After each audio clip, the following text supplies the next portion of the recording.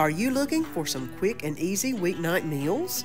Well, then you've come to the right place. I have got 4 quick and easy meals to make for your family, so come on along. Let's get cooking.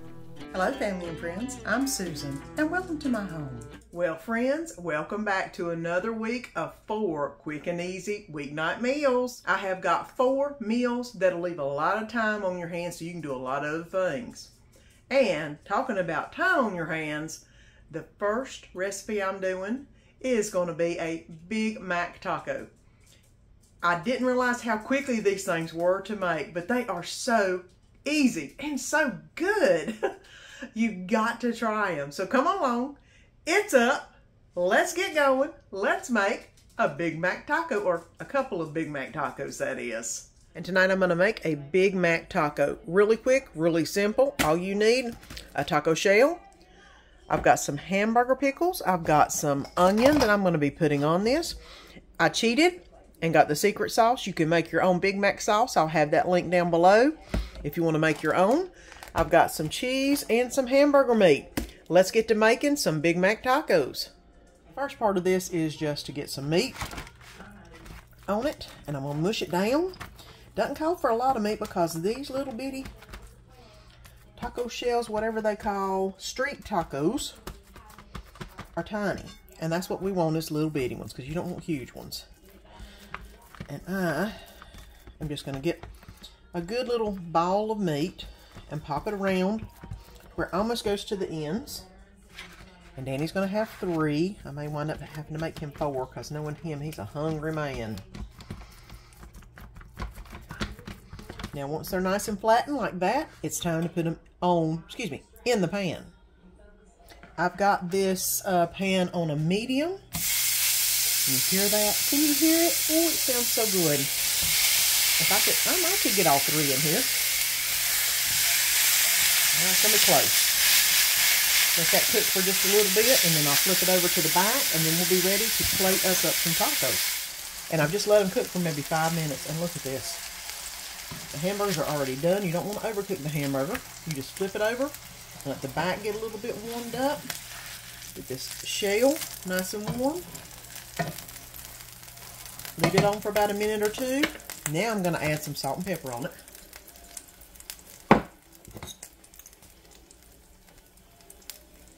Alright. We'll let this cook for about a minute or so, and then it'll be time to assemble the tacos.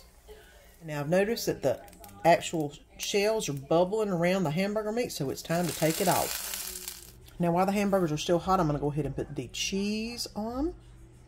This is American. I'm going to put some pickles on. About 2. I don't think I need more than 2, because I'm going to fold them over here in a minute and make them into a taco. 2. Alright, a little bit of onion, a couple onions on each one.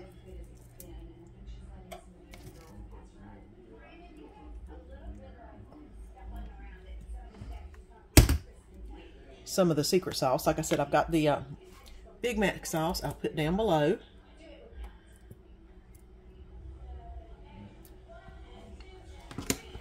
And now it's time to fit it into the taco holder. There we go. All I'm going to do is fold it and pop it in there.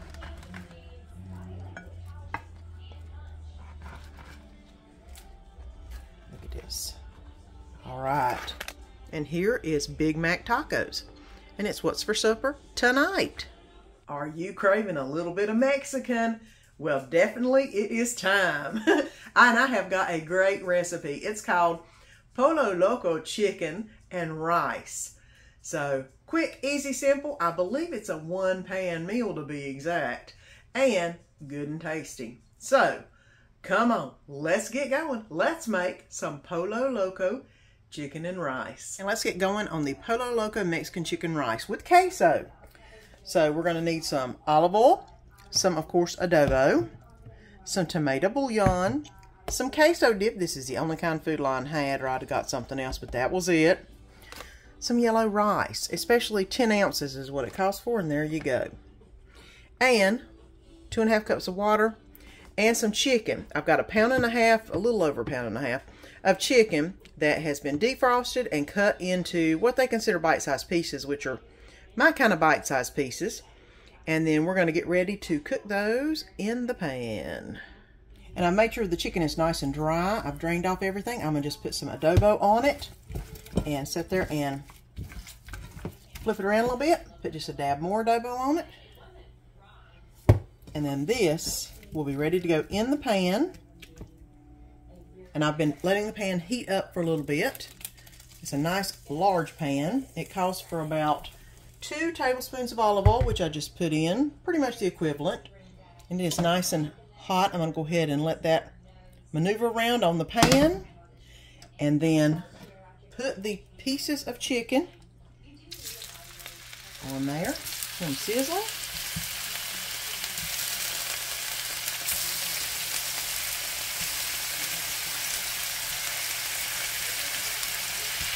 Alright, let's go ahead and let these get browned up on both sides, and then it'll be time for the next step. I'll let this cook about 3 to 4 minutes on each side. It is looking really good and smelling really good. So I'm going to go ahead and put in the saffron rice bag. And it says 1 cube of the tomato bouillon, which I'm going to use 1 teaspoon. Which should be equivalent. I'm going to go ahead and move this around a little bit. Mix it all up. And it smells so good already, guys. Oh my gosh. I bet you Danny's going to come in the door going, what smells so good? Because this does. Now, only thing I've got left to add is 2.5 cups of water. There we go. I'm going to let this boil, and then once it boils, I am going to put the lid on it. I'm going to turn it down on low and let it simmer for about 20 minutes. So this is pretty easy, guys. I tell you what, and hopefully it's going to taste as good as it's smelling, because this is smelling really, really good. I probably could have cut the pieces smaller, but yeah, you know I like a mouthful of chicken when I eat it. So let me get this boiling up. We'll cover it up. And then we'll come back to finish it off. And somebody is wanting some food. Look at that. Okay, this has been cooking for 20 minutes with the lid on. I'm going to put in about 2 tablespoons of milk. That looks about right. And the whole container of queso dip. Now the queso dip is thick, but once it hits the hot rice, it should loosen up. I could have put it in the microwave and let it thin up a little bit and let it get warm, but I figured this would be hot enough that it would do its magic. I'm going to go ahead and let this maneuver around. This is on low. I'm actually going to turn it off because it's hot enough. It should melt this without it having to have any heat. Let me get this all stirred up for a few minutes, and then we'll be ready to plate it up and eat some Polo Loco Mexican chicken and rice with queso. And we're going to go ahead and plate it up. I've got some salad, a little bit of ranch dressing on here. You could do a taco type ranch if you wanted to, but this is Danny's. I know he's a purist. He doesn't like any spices on his dressing. A little bit of cheese on top of that. Very simple. Just some vegetables to go along with all of the rice and chicken we're about to eat. And this is really thick. Oh my goodness gracious. Chicken and rice. And that is looking amazing. It is so thick, so rich, and so awesome looking. And here we go. Polo Loco Mexican chicken and rice with queso. And it's what's for supper? tonight. I am craving some Italian, and y'all know I like me some good Italian. And tonight we're going to be making some spaghetti carbonara. Quick, easy, simple, and good tasting. Can't beat that. So come on, my ponytail's up. Let's get to making some amazing Italian. Let's get ready to make some spaghetti carbonara. We are going to need, it calls for 1 ounce of Parmesan, 1 ounce of Romano, and I've got this both together, so I'm just going to use 2 ounces of this. 2 eggs, some salt, pepper, some spaghetti noodles, some olive oil. It calls for 3 ounces of pancetta or bacon sliced into pieces, so I'm going to go ahead and do 3 pounds of this Smithfield thick cut bacon as the meat ingredient in this spaghetti. So let's get to cooking some spaghetti noodles and getting this carbonara going. And I'm going to add about 1 tablespoon of olive oil in the pan. And it calls for 3.5 ounces of slab bacon, what is it? Pancetta or bacon. I'm just going to use bacon. So I've cut that up. And now I'm going to just get this sauteing up. And while this is heating up to start the bacon cooking, I'm going to make the sauce. And here is 2 large eggs and 2 large egg yolks. And to this I am going to add 2 ounces of the Pecorino Romano and Parmesan cheese mixture. There we go. Now this is ready to add whenever we get the noodles ready. So this I'm going to set to the side and get the bacon finished up. And when the bacon is on the side of crisp but not quite crisp, you want to take it off the heat, set it to the side, and I'm going to put the spaghetti noodles in the water. Okay, let's see if I can do this justice. This is going to be turned on low heat, and I'm going to be adding the pasta noodles in. Doesn't matter if I have a little bit of water in that, because it will be just good. It'll make it nice and creamy. In fact, it tells you to hold back a cup of pasta water to put in this whenever you put it in the pan. But usually I wind up dragging enough I may not need any water. So we will see. Now, I'm going to go ahead and let this fluff around in all that wonderful bacon juices, because that is just goodness waiting to happen right there. And this is nice and hot. I'm going to go ahead and add in the egg and cheese mixture. I maybe should have used a finer grated cheese. We will see. Hopefully this will melt and it will be just fine, because this spaghetti is really hot. I did add a little bit of the water to the mix, and it has made it nice and creamy. Look at this. Oh, and cheesy. And it is ready to serve up. So let's get this on the plate. I'm going to add some of the spaghetti carbonara. I'm not going to do it fancy and roll it up like a lot of places do, because, yep, no, it's time to eat. I'm going to give Danny a lot of bacon. He loves bacon. And that is something that I'm going to let him have. Now the next thing is going to be a little bit of garlic toast. I didn't have any bread, but I did have some naan bread. So I'm going to go ahead and give him a couple pieces of naan to go with that spaghetti. Here we go. Spaghetti carbonara and some non-garlic bread. It's what's for supper tonight. We're jumping all over the globe this week. I tell you what, from America to Mexico to Italy and now to Greece. Greek chicken is what I'm making tonight. And it is one of the simpler recipes that I make. You just got to make sure you marinate the chicken. Other than that, it is so good. One of my favorite ways to prepare chicken. Chicken breasts, chicken tenderloins. Those are the best that are done in this. So, come on, let's get to making some good Greek chicken. And here is my recipe for the grilled Greek chicken breast. And of course that will be listed below along with the actual video that I shot for it. Now let's get ready to put it in marinade. You need to marinate your chicken breast at least 30 minutes before you cook them. That way they get all of this good flavor into them. All right, so now we've got the chicken breast in the bag. The first thing we need to do is put, and I'm halving the recipe, and I'm just using extra light tasting olive oil. So I'm just using 1/4 cup. Okay. All right.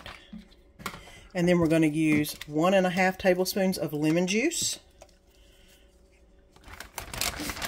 Maybe set that up a little bit. There's 1½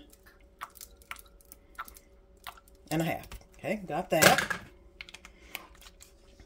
And I'm going to do 1/2 tablespoon of minced garlic. So I'm just going to basically do a heaping teaspoon of minced garlic. 1/2 teaspoon of oregano, which I'm going to use oregano straight out of the garden.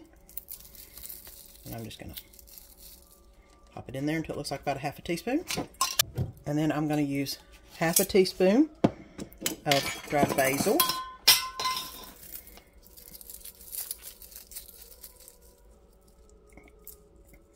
That looks about right. That'll do. And then I need to do 1/2 teaspoon of salt, which this is actually pepper. 1/2 teaspoon of salt, 1/2 teaspoon of pepper. Okay, got that in there. 1/4 teaspoon of dill, and I'm using this because I didn't have a whole lot of dill that came out of the garden this year. So this is just so much easier just to put it in the measuring spoon and then pop it in there. 1/8 teaspoon of thyme. And here we go. For the 1/8 teaspoon. There we are. Now, we've got everything in there. I'm looking to make sure I hadn't forgot anything, which I think I have not. Get the air out of it. And sit there and mix everything around until you've got little green specks on all the pieces of chicken, because that is a good flavor. And I'm going to sit here and do this for just a minute until it gets mixed around. And then we're going to let it set for 30 minutes. You could let it go for more, at least 30 minutes. I mean, you could put it in and let it go for overnight. But we're going to let it set here for 30 minutes. And then we'll come back and put it on the grill to eat. Okay, I'm going to go ahead and put the chicken tenders in the grill. I've got my rice-a-roni already pretty much made. I don't know if you can hear it sizzling. But it's nice and hot, 500 degrees. It ain't going to take long because these chicken tenders are not chicken breasts. And nowadays you get whatever you can afford to get. And chicken tenders was it for us. And there we go.